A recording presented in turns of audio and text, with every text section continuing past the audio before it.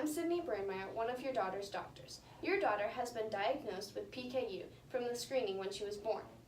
Phenylketonuria is when an amino acid, the building blocks of proteins, can't be broken down by the body, so it starts to build up. This causes many symptoms that your daughter Ava could show as she grows up. If treatment is not given immediately, your daughter could develop brain damage and possibly death. Symptoms will not be present until Ava is a few months old. Symptoms that your daughter could show could include seizures, tremors, trembling or shaking, stunted growth, hyperactivity, skin conditions such as eczema, musty odor of breath, skin, and urine, lighter skin or hair than unaffected family members, and an abnormally small head. Your daughter will have a slower growth, smaller stature, and delayed development. Ava could also show slowness in activity and an intellectual disability if not treated properly. However, PKU does not shorten life if treatment is followed. If Ava follows the strict diet, she should live a normal quality life. Your daughter was one out of 10,000 to 15,000 newborns to be diagnosed with PKU. It is very important to follow the diet throughout her life because babies born to mothers with PKU and who no longer follow the diet have significantly higher risks of developing brain damage because of the high exposure to phenylalanine before birth. Also, mothers with PKU and who no longer follow the diet have a higher risk of miscarriage. Hello, I'm Rachel Lyon, and I also am one of your daughter's doctors. I will be explaining the treatment that she will be receiving. The main form of treatment that she will have to have is a diet that has low amounts of phenylalanine in it, and it is especially important for her to follow this so that other symptoms that she explained will not present in her life when she is older. This diet includes some low-protein breads, pastas, and cereals when she gets older. But as a baby, they have special formulas made for children with PKU. So Ava will need to consume this every single day. Also, when she gets older, the foods that she would need to avoid are milk, cheese, eggs, nuts, beans, chicken, beef, pork, and fish. This is very important because by limiting the amount of protein, it allows the body to not have a buildup of phenylalanine in the blood. As I said before, PKU is in most foods that a person eats. And shown in this picture is someone who is going to be eating lots of foods that contain the phenylalanine in it. The second step that also explains in this picture is a defective enzyme, which is the PAH, that is in the body, which fails to process phenylalanine.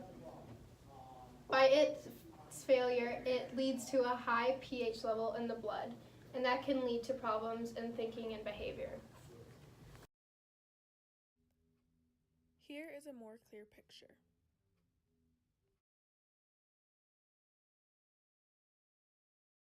Another form of treatment is Kuvan, which is a form of BH4. BH4 is a substance inside the body that breaks down phenylalanine. And more recently, there has been more developments in gene therapy. They have located the gene that is defective, which is the PAH gene, and it is targeted to the affected tissue or organ, such as the liver, in vivo, inside of the body. They use mice and rats. The testing is done with PKU animal models in vitro and in vivo, which is inside and outside of the body. By conducting the experiment, they were able to find animals having the same symptoms as people. And although they haven't come up with a cure yet, they are taking the right steps forward to be able to make a cure for PKU. Hi, I'm Shantae Hardaway. I'm your daughter's genetic counselor. I'm here to help you understand the genetics behind your daughter Ava's condition. As your doctors told you, your daughter has PKU. This is an autosomal recessive disorder. This means that it isn't linked to gender. Ava inherited this because you're both carriers of the gene. Even though neither of you have PKU as a disorder, you carry the gene for it. So this is a Punnett square showing how your daughter had the disease. This and this are you guys. The large P represents not having PKU, and the little p represents having it. Since you guys are both carriers of the gene, you have one of each. These 4 crosses are the examples of what type of phenotypes your kids could have. Ava is little p, meaning that she has your kids could have.